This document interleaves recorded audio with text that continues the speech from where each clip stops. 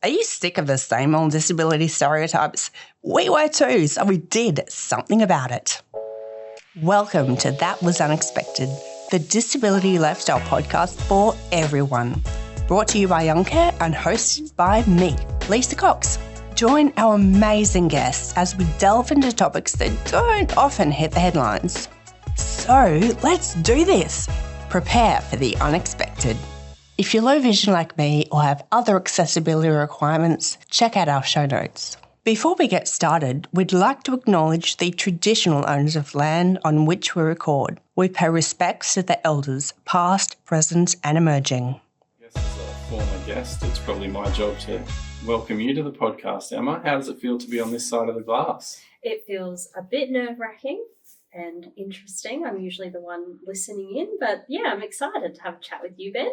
Yeah, and we'll have to give a shout out to the new intro voice. Yeah, I know you're doing a bit of everything today, aren't you? You're really filling in for our podcast guests. We needed to give everyone a bit of a rest. So, Jack of all trades. I might have stolen Stu's job. Hope he doesn't mind. So today we're going to talk a bit about Chris. Yes, we are. I just think, with Christmas coming up, it's easy to forget that sometimes, Christmas, it's not the most wonderful time of the year for everyone. For some people, they're doing it really tough. But it's also a chance for those of us who aren't doing it so tough to help them out a bit. Yeah, that's exactly right.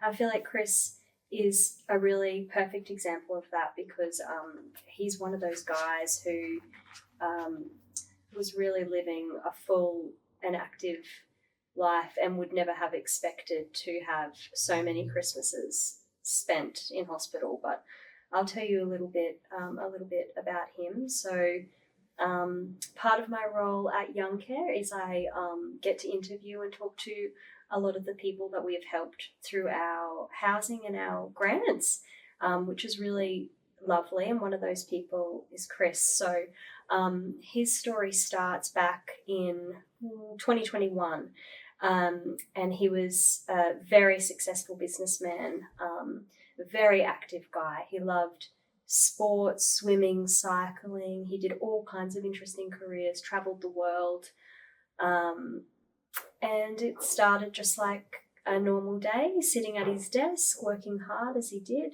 and then suddenly he felt this excruciating pain in his neck and his back. He had no idea what was going on, and now I'll we've got some recordings from my time interviewing Chris, so we'll inject a few quotes and things like that throughout his story, and I'll let Chris say a little bit more here about that part of his journey.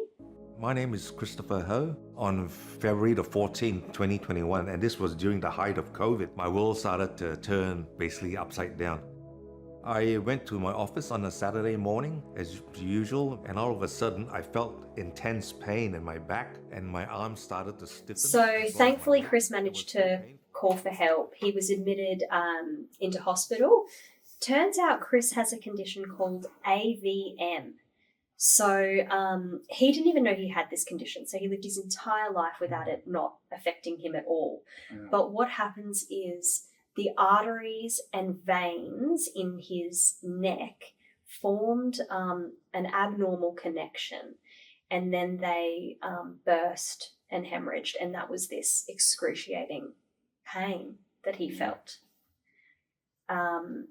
So that caused Chris to then spend all of this time in hospital. He lost the function of his arms and his legs in that time. And thankfully now he's been able to rehabilitate enough to use his arms, but he's never been able to regain the function in his legs.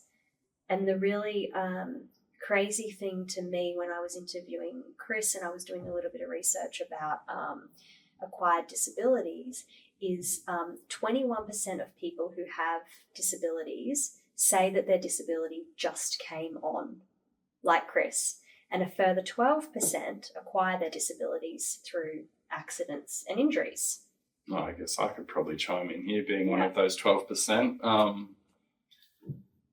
yeah, for those who didn't listen to the previous episode that I was on, I had my spinal injury playing rugby as a 15-year-old, and probably like Chris, I almost spent a Christmas in hospital, but I managed to get a little bit of shore leave to escape for the holidays. But yeah, after that it was straight back in.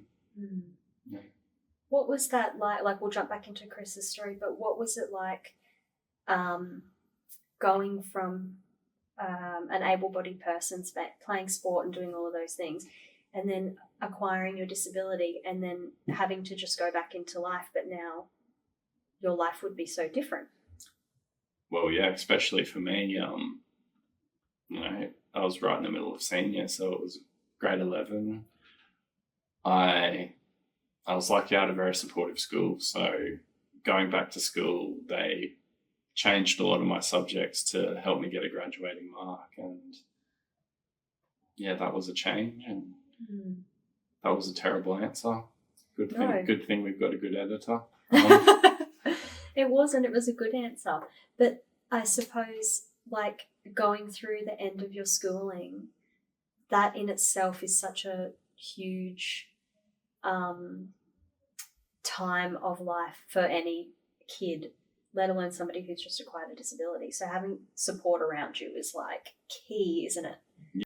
The timing is good because I actually had my accident after we booked our Schoolies Week accommodation, and at the time of recording, we're smack bang in the middle of Schoolies Week where a whole bunch of kids are going mad. So that was something that everyone around me thought was very important. Like, no, Ben, you still need to experience that Schoolies Week. So fortunately, the accommodation that I was staying in did have an accessible room, which you'd be surprised to hear. Yeah. Some hotels don't have accessible rooms. So we moved which unit we'd been allocated. They moved us to the accessible one.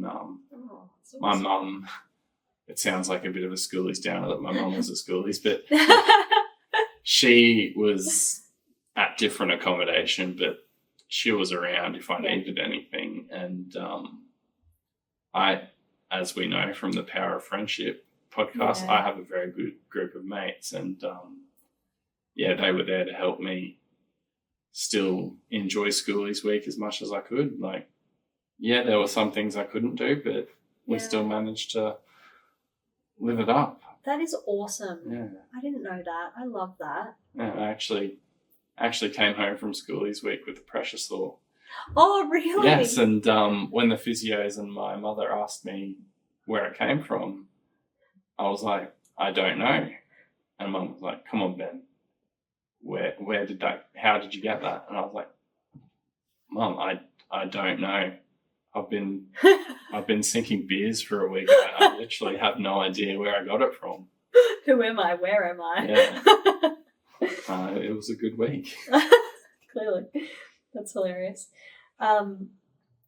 So I guess off the back of chatting about support and how important that is, a key part to Chris's story is that he was actually living, or working, I should say. He was doing a stint in Manila for his job. So he was very far removed from any support when he acquired his disability, which made it all the more challenging for him being in a hospital outside of his home country, which is Australia, and just wanting to return. He acquired his disability right in the heart of COVID, which you would have heard Chris say a little while ago, which meant that he could not get out of the country. So he couldn't get out because all of the flights were shut down, being during COVID time. And on top of that, obviously, having a physical disability, the lack of accommodation was really at the forefront of Chris's mind. And he didn't want to leave hospital and have to live then in Manila. He knew that he needed to go back to Australia and he needed to figure out a way to get there. So for 2 years he was stuck in Manila in hospitals, not really getting the rehabilitation he needed, kind of just feeling like desperate to get home. So then finally, he was able to move to Australia through a little bit of help from various people. Then when he moved to Australia, he was obviously flown straight into another hospital where he continued to rehabilitate and things like that. So then another Christmas went by where he was in hospital. He did his schooling in Sydney, so that was kind of the place where he first thought, oh, maybe that's where I'll end up living. But the sheer expense of living in Sydney, he knew that his life was completely different now. He'd have to give up his work and all those different things. So he knew he probably wouldn't be able to afford to live in Sydney. So he thought Brisbane is a really good place for him. His sister lives pretty close by. He knew the PA hospital was a really good place to do his rehabilitation. Is that where you did Yes, your? I was a resident of the PA hospital for 9 months. So, yeah. Did you have a good experience there?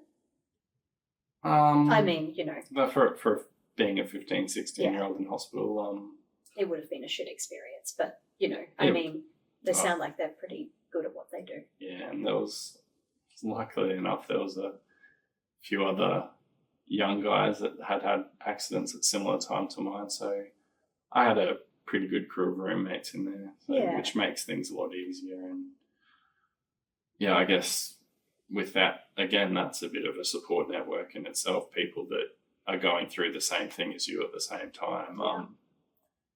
You tend to form a very thick skin and develop a very dark humour, and some of the jokes that we made within those four walls probably could not be repeated. But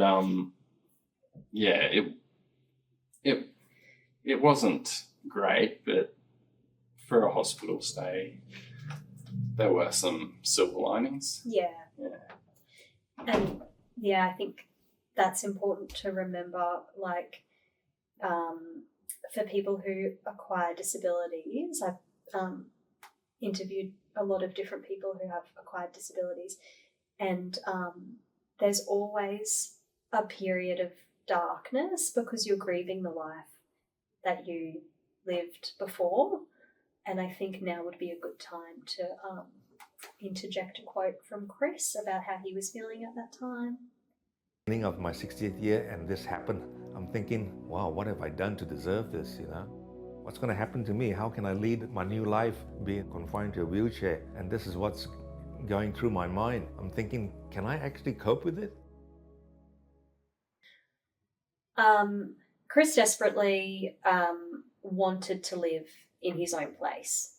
He was used to being a very independent person, but he was thinking, how do I do that now? I can't just move into any old apartment, rent any old apartment. I need somewhere that's wheelchair accessible. I have so much more to think about now.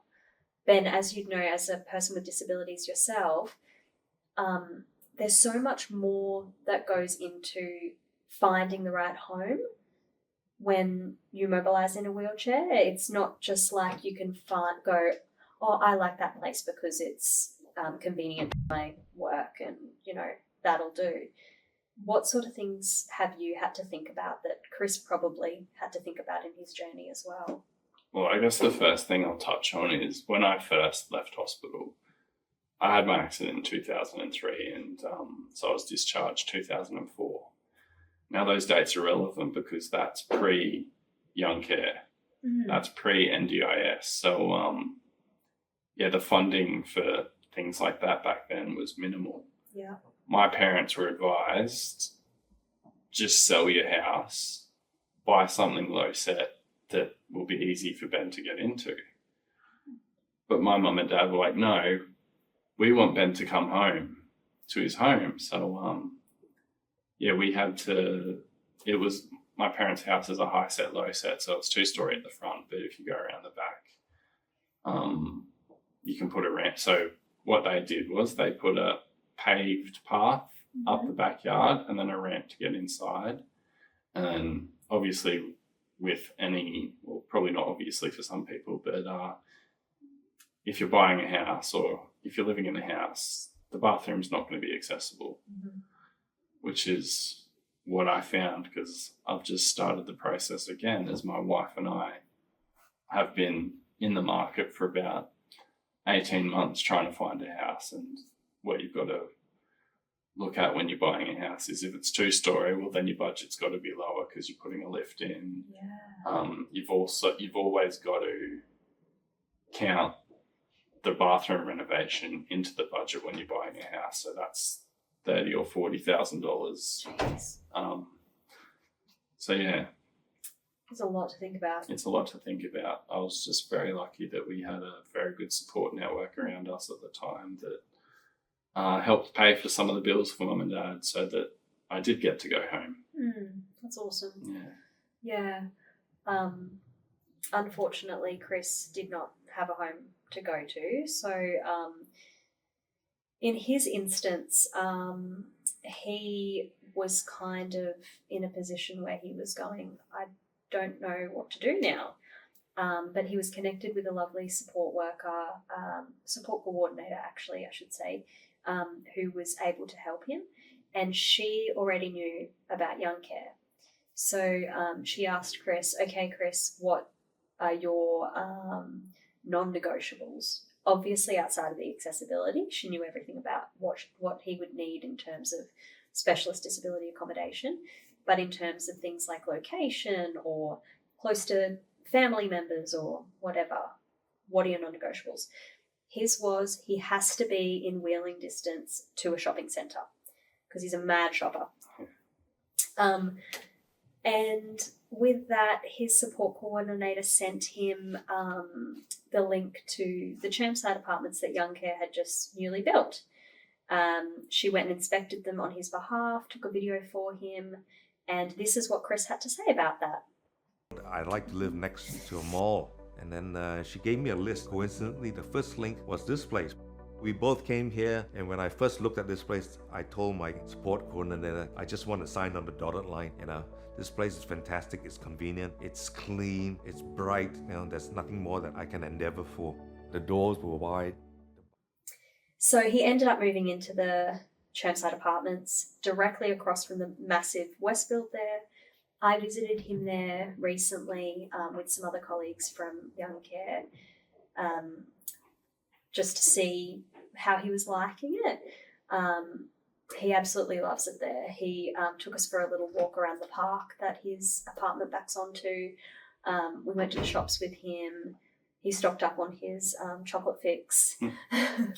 The apartment's beautiful. It's spacious. It's got a spare room for support workers. It's got a nice big deck on it. Everything in his home is automated, so he can use an iPad to change the air conditioning settings, to open the blinds, open his bedroom door. Anything he needs, it's really all been thought about. So this Christmas will be, I think, his second Christmas living in his apartment, and from the sounds of it, Chris is absolutely thrilled by that. He's having friends from Sydney visit. His sister is going to come and see him. So things have really turned around for Chris, and yeah, it's amazing. I might need to call Youngcare Connect to get some advice on some of that home automation for my place. Yeah, definitely. Merry Christmas, Ben. Merry Christmas. Well, speaking of contacting Youngcare Connect, if there's anyone out there that's looking to get into accommodation like Chris is at Chermside, how do they do that? You can call Youngcare Connect. So that number is 1800 844 727. That also applies if you are somebody with disabilities who just needs a little bit of guidance to help you understand the disability sector, find a home, maybe even apply for a Youngcare grant. Youngcare Connect other people to call, and they can help you with anything you need. And considering we have been talking a little bit about Christmas, we've got the Christmas appeal coming up. How can anyone out there listening that's looking to help out and donate? Yeah, so if people are listening and Chris's story struck a chord with you and you'd like to help other people like Chris in similar situations, just go to the Youngcare website, youngcare.com.au, and you can easily donate to our Christmas appeal through all the links on there. We are always super grateful for any support that we can get to help more people. Yeah, it's amazing. Well, I'd like to say I think we did pretty well. Yep. And yeah, feel free to provide feedback if you want to hear more of us. But that's it from us. So thank you. Thanks, Ben. Thanks, Emma. Thanks for listening to That Was Unexpected. If you liked what you heard and you want to hear more, then hit subscribe wherever you get your fix. Have any questions or topics that you'd love for us to tackle? Great! Email podcast@youngcare.com.au. We can't wait to hear from you. Check out our show notes for transcripts, video recordings, and to find out more about our guests, plus the useful resources they share. You can reach us on Facebook, Instagram, X, and LinkedIn at Youngcare Oz. Let's not forget, an inclusive community is everyone's business. So let's keep working together to break down barriers and smash some stereotypes.